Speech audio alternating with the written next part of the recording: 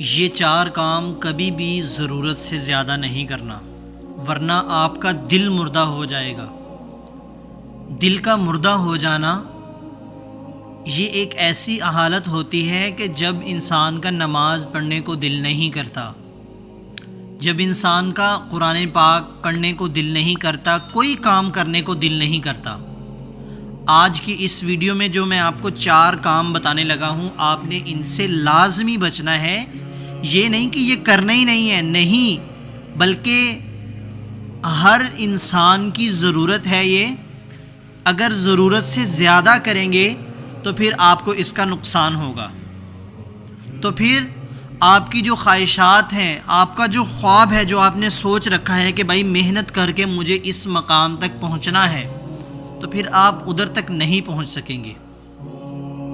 سب سے پہلے نمبر پر میں آپ کو ایک بات اور بتانے لگا ہوں میرے دوستو، کہ جب بھی آپ گناہ کرتے ہیں نا، کوئی بھی گناہ ہو جاتا ہے انسان سے، چاہے آپ نے جان بوجھ کر کر لیا، چاہے آپ سے بھول کر ہو گیا، تو آپ نے سب سے پہلا کام یہ کرنا ہے کہ اللہ رب العزت سے اس کی معافی مانگ لینی ہے، استغفار کر لینی ہے کہ اے اللہ، غلطی سے میرے سے یہ گناہ ہو گیا ہے، مجھے معاف فرما دے۔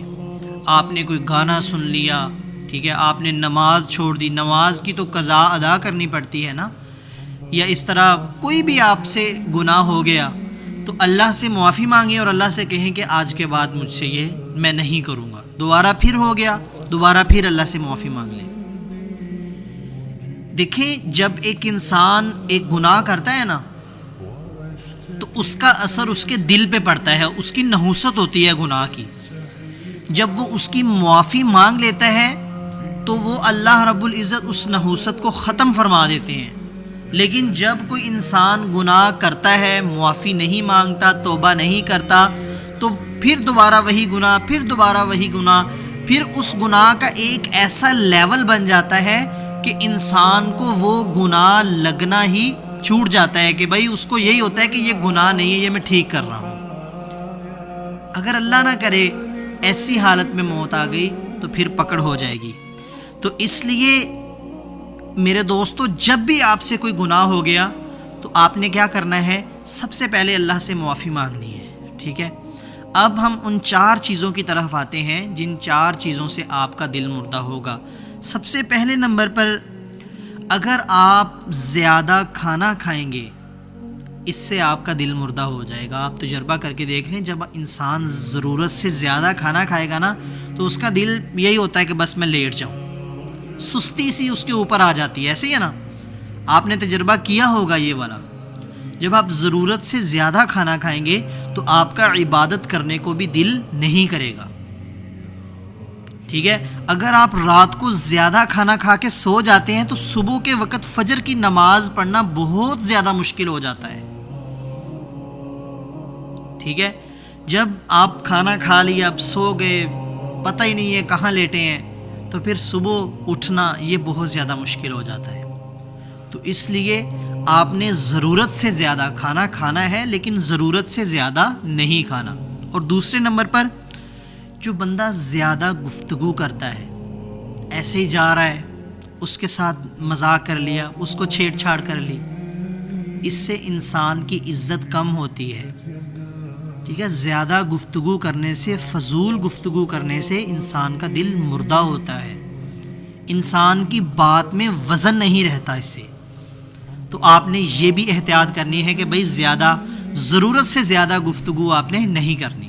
تیسرے نمبر پر کیا ہے کہ ضرورت سے زیادہ سونا۔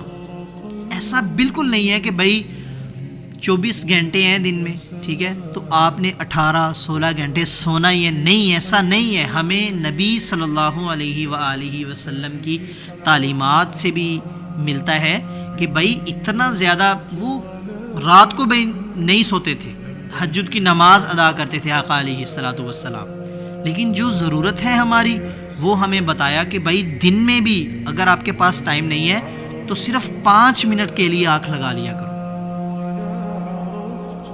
تو یہ ہے ہمارے نبی کی تعلیمات۔ تو اس لیے میرے دوستو، آپ نے ضرورت سے زیادہ سونا نہیں ہے۔ جو میں نے آپ کو پہلی بات بتائی کہ ضرورت سے زیادہ کھانا نہیں ہے، ضرورت سے زیادہ سونا نہیں ہے. جو بندہ ضرورت سے زیادہ کھانا کھائے گا نا، اسے پھر نیند بھی بہت زیادہ آئے گی. آج ہم کہتے ہیں کہ بھئی ہمارا مشن کمپلیٹ ہو جائے، ہمارا خواب پورا ہو جائے، ہماری خواہشات پوری ہو جائیں، لیکن جب ہم زیادہ سوئیں گے، جب ہم زیادہ کھانا کھائیں گے تو اس سے ہمیں کامیابی نہیں ملے گی. چوتھے نمبر پر اکثر لوگوں کی عادت ہوتی ہے کہ بھئی ہر وقت محفل سجی ہو، اس کے اندر ہم ایک دوسرے کو باتیں لگا رہے ہوں. اس طرح کا کچھ لوگ ہوتے ہیں، اس طرح کے ماحول کو پسند کرتے ہیں. تو آپ نے اس سے بھی احتیاط کرنا ہے. جو بندہ اس چیز کا عادی ہو جائے نا، اسے پتہ نہیں چلتا پھر کہ بھائی کب نماز پڑھنی ہے، کب قرآن پڑھنا ہے، کب کون سا کام کرنا ہے، کب کون سا کام کرنا ہے، اسے نہیں پتہ چلتا. پھر اس سے بھی آپ کا دل مردہ ہو جائے گا. میں نے آج آپ کو 4 ایسی چیزیں بتائی ہیں، تو آپ نے ان سے لازمی احتیاط کرنا ہے. اللہ تعالی ہم سب کو عمل کرنے کی توفیق عطا فرمائے. اللہ تعالی ہم سب کو اپنے گناہوں کی معافی مانگنے کی توفیق عطا فرمائے. جزاک اللہ خیر. السلام علیکم.